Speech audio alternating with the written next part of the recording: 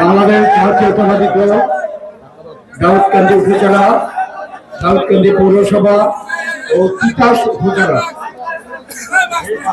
উদ্যোগে আজকের এই জনসমাবেশে সম্মানিত সভাপতি, পৌরসভার সভাপতি নূর মোহাম্মদ সেলিম, এখানে উপস্থিত এই 3 উপজেলার সম্মানিত নেতৃবৃন্দ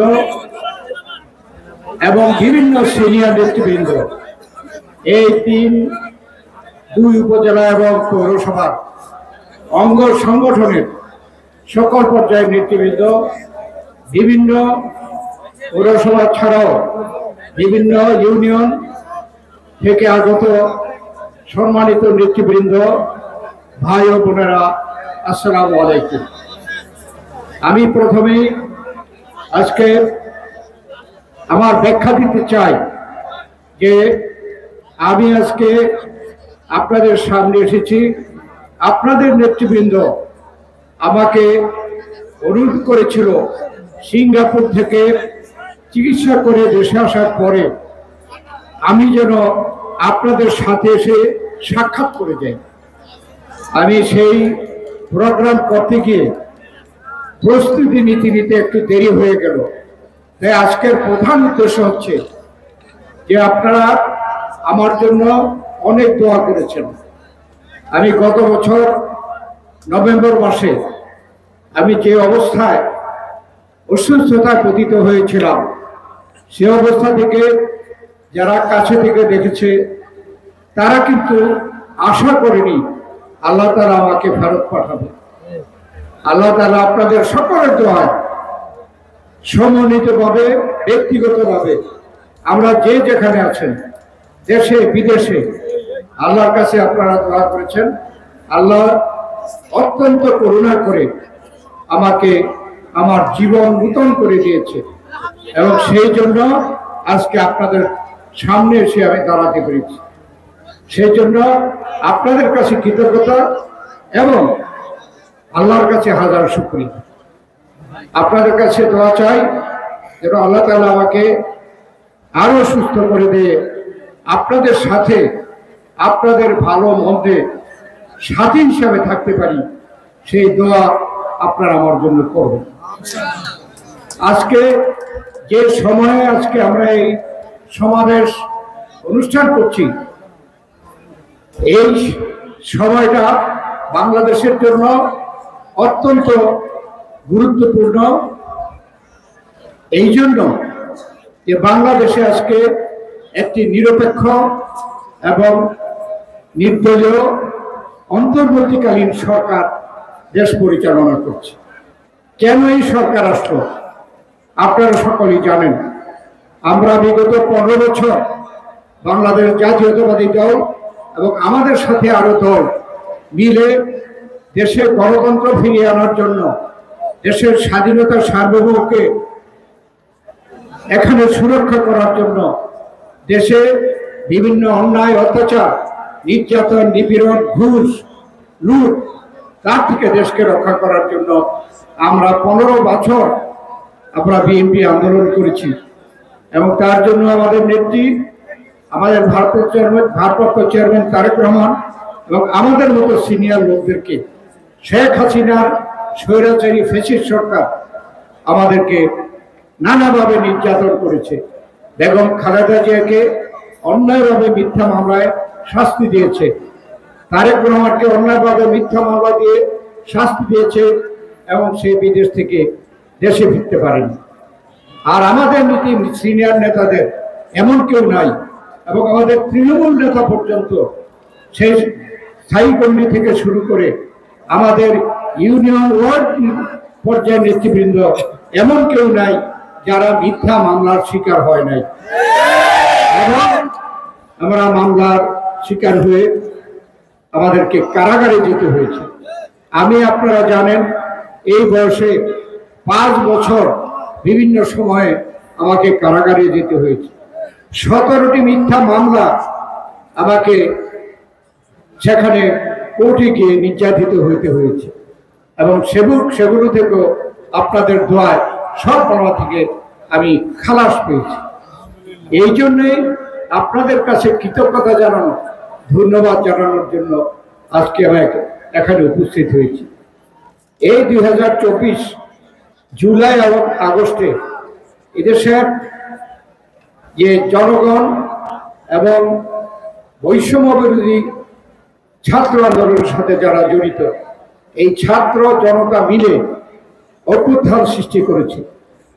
যে অভ্যুত্থান আসলে আমাদের বিএনপির 15 বছর যাবৎ যে আন্দোলন করছিলাম তারই চূড়ান্ত একটি ফসল এই জুলাই এবং আগস্টে হয়েছে। সেই আন্দোলনে 1,500-এর বেশি ছাত্র নিহত হয়েছে, হাজারে হাজার ছাত্র যুবক আহত হয়েছে, জনতা আহত হয়েছে। আমাদের এই দাউদকান্দিতে আপনারা জানেন যে এই তুষারভাঙ্গার মোহাম্মদ বাবু আমাদের শহীদনগরে সুখীপুরের রিফাতকে হত্যা করেছে। কারা? আওয়ামী লীগের সেই সন্ত্রাসী বাহিনী। আমরা এই ঘটনার পরে যখন শেখ হাসিনা বাধ্য হয়েছে পদত্যাগ করতে এবং দেশ থেকে পালিয়ে যেতে, তারপরে যখন এই সরকার প্রতিষ্ঠা হলো, সেই আন্দোলনের ফসল হিসাবে আমরা বিএনপি কিন্তু এই সরকারকে সমর্থন করেছি। এই জন্য যাতে করে এই সরকার এই দেশে যে কারণে আমরা 15 বছর আন্দোলন করেছি, সেই শেখ হাসিনা ফ্যাসিস্ট শেখ হাসিনাকে পতন ঘটিয়েছে, যে কারণগুলোতে আমরা আন্দোলন করেছি, এই ছাত্র যুবক জনগণ আন্দোলন করেছে, সেই বিষয়গুলো এই দেশে এই সরকারকে একটা সমাধান দিতে হবে। এবং সেই জন্য সরকারও চেষ্টা করছে নানা সংস্কারের মাধ্যমে দেশে সুনির্দিষ্ট যে দুর্নীতি হয়েছে, যে অন্যায় হয়েছে, তার বিরুদ্ধে ব্যবস্থা নিতে।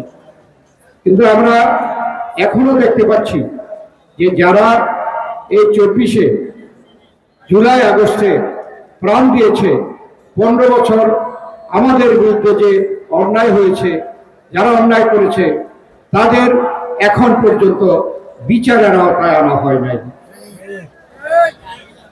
আপনারা দেখেছেন এই দাউদকান্দিতে 4 আগস্ট এবং 5 আগস্টে 2টি হত্যাকাণ্ড, 2টি আমাদের তরুণ ছোট ভাই জীবন দিয়েছে। তাদের আত্মীয় স্বজন মামলা করেছে, এখন পর্যন্ত মামলার গুরুত্বপূর্ণ আসামিরা গ্রেপ্তার হয় নাই। তাই আজকে বাংলাদেশে কিন্তু নানা ষড়যন্ত্র চলছে। এই ষড়যন্ত্রগুলো আপনারা দেখছেন, আমরা কিন্তু এগুলো আশা করিনি। যারা পতিত সরকার, যারা ফ্যাসিবাদ এবং স্বৈরাচার ছিল, তারা কিন্তু বিদেশে পালিয়ে গেছে, আর অনেকে বাংলাদেশে বিভিন্ন স্থানে পালিয়ে আছে। তারা আজকে ষড়যন্ত্র করে বাংলাদেশে অশান্তি সৃষ্টি করতে চায়। আমরা পরিষ্কারভাবে বলতে চাই যে বাংলাদেশে আমরা বিগত 15 বছর যাবৎ শান্তির জন্য এবং দেশে সুশৃঙ্খল পরিস্থিতি সৃষ্টি করার জন্য আমরা আন্দোলন করেছি। অতএব আজকে কোন রকমের ষড়যন্ত্র, কোন রকমের যে এই ফ্যাসিস্ট সরকারের যারা যেখানে আসুক, তারা যে কোনো রকমের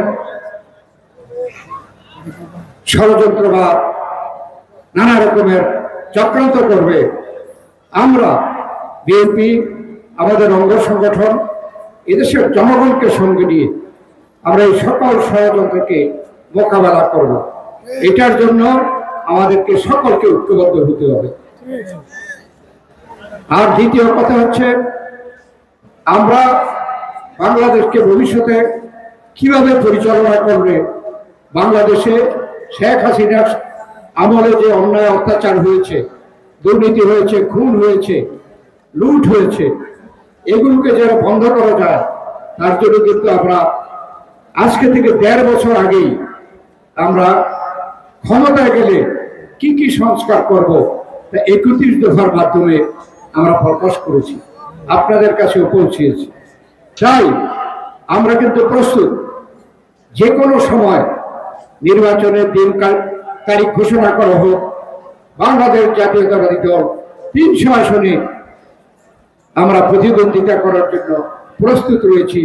আপনারা জানেন 2018-তে একটি অত্যন্ত খারাপ পরিস্থিতিতে আমরা বাংলাদেশ জাতীয়তাবাদী দল নির্বাচনে গিয়েছিলাম এবং এই দাউদকান্দির জনগণ, বিএনপি অঙ্গ সংগঠনের নেতৃবৃন্দ সকল ষড়যন্ত্রকে মোকাবেলা করে এই ধানের শীষে আমাকে কিন্তু আপনারা নৌকা থেকে অনেক ভোট ব্যবধান আমাকে পাশ করেছিলেন। শুধুমাত্র মেঘনায় যখন তারা বুঝতে পারলো যে দাউদকান্দি এত কিছুর পরেও আর দাউদকান্দি পারলো না, তখন কিন্তু মেঘনার ভোট 4টার সময় যখন বাক্স বন্ধ হলো, তখন সেই বাক্সগুলো কুমিল্লা নিয়ে গেল। মেঘনায় কিন্তু গণনা হয় নাই, ঘোষণা হয় নাই। তো এখন কথা হচ্ছে যে তারা এখনো ষড়যন্ত্র করছে নানাভাবে, কিন্তু আমরা বলতে চাই এদেশের জনগণ এখন বাংলাদেশে একমাত্র মনে করে যে বাংলাদেশ জাতীয়তাবাদী দলই জনগণের একমাত্র বিশ্বাসযোগ্য এবং জনপ্রিয় দল। কেননা আওয়ামী লীগ তারা নিজেরা নিজেদেরকে শেষ করে দিয়েছে। শেখ হাসিনা তার বাপকে দ্বিতীয়বারের জন্য এদেশে হত্যা করেছে। তাহলে এই রাস্তাঘাটে বিভিন্ন জায়গায় শেখ মুজিবুর রহমানের এই যে নানা ধরনের যে ছবি এবং যে মুরাল, এগুলো কে করেছে? হাজার হাজার কোটি টাকা খরচ করে শেখ হাসিনা করেছে। এবং এগুলো রাস্তায় এই মুরাল করাতেই তো জনগণ এগুলোকে ভাঙতে পারবে। এবং এই শেখ হাসিনা তার বাবাকে দ্বিতীয়বার হত্যা করেছে। আর শেখ হাসিনা নিজে পদত্যাগ করে বিদেশে পালিয়ে গেছে। তার সাথে যারা আওয়ামী লীগ তার প্ররোচনায় এসে লুটপাট করেছে, ব্যাংক লুট করেছে, টাকা পাচার করেছে এবং দেশের জনগণকে নানাভাবে নির্যাতন করেছে।